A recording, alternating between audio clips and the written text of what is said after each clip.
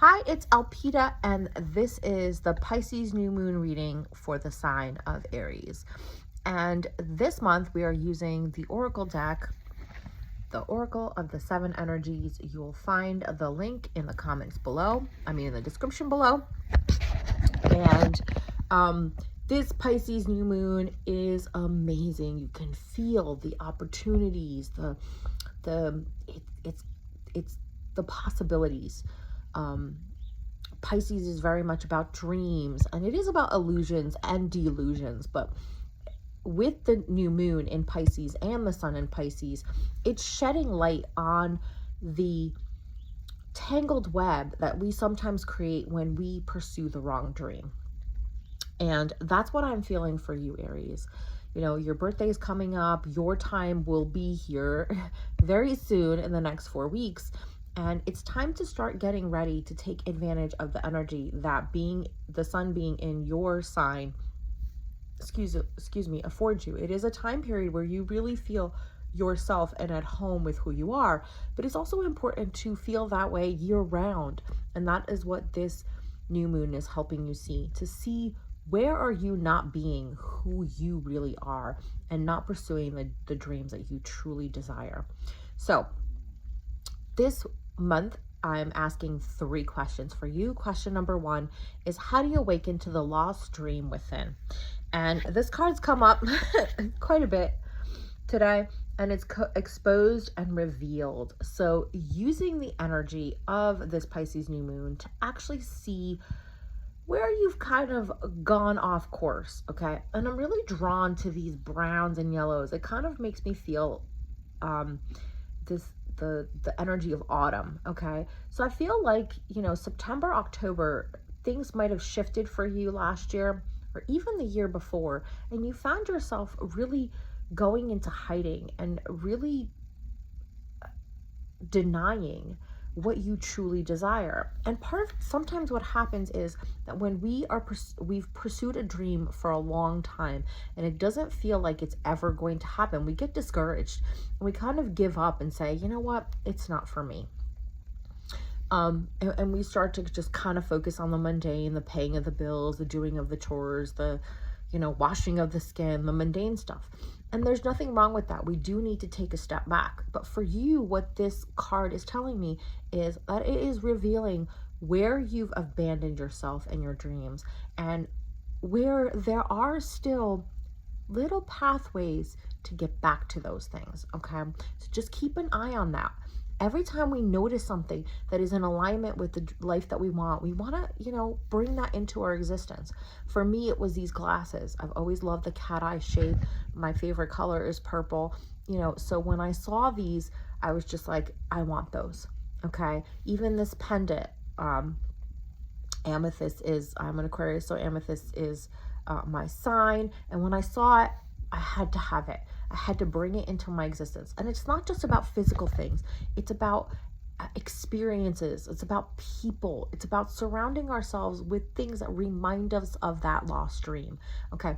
Even if you don't know what that dream is, what are things that are calling to you? What are TV shows and books and little breadcrumbs that the universe is, and your subconscious, your intuition, are throwing in your path so that you can awaken to that lost dream.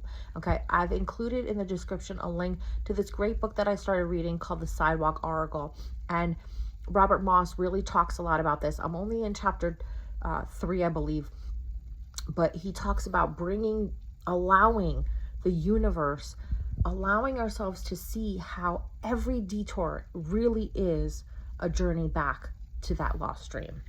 All right, your next question and next card is, what do you need to do in order to bring this dream into reality? Ooh, beautiful card, the Royal You.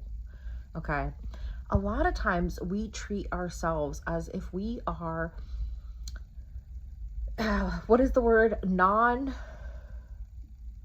Non-playing characters, NPCs, and yeah, right? We treat ourselves as if we are extras in our own movie, in our own life, okay? It's really time, to start remembering that you are the main character in your story.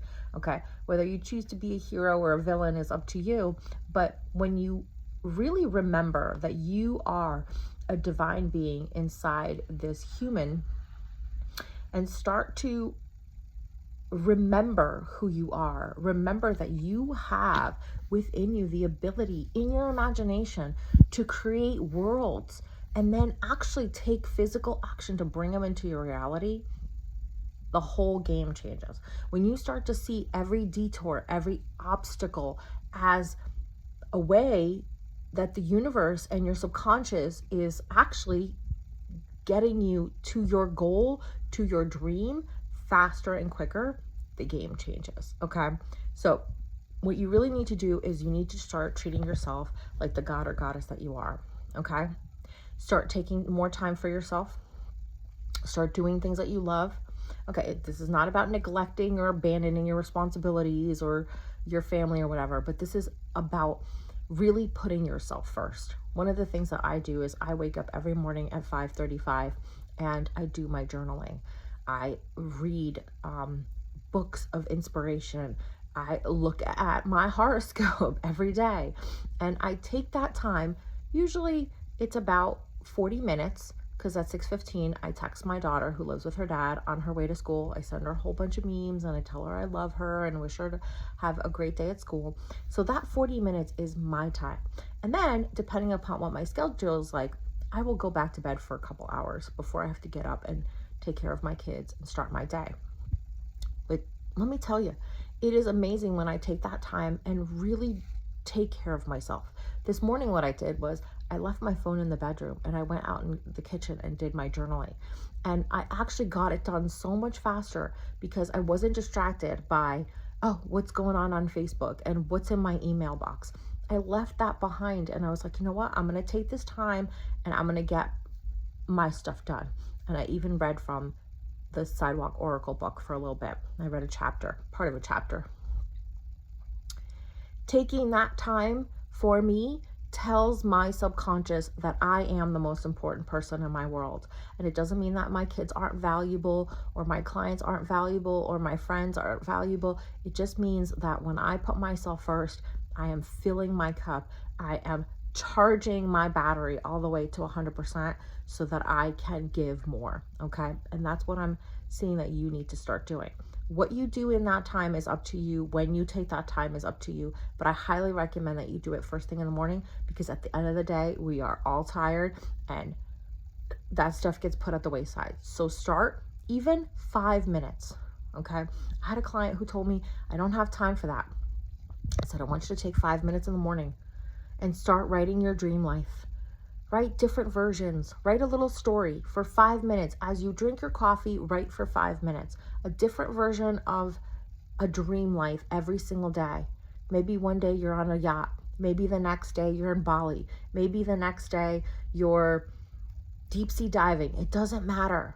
Just things that are calling to you. And this will help you remember what that lost dream is and start bringing it into your reality. All right, our third and final card.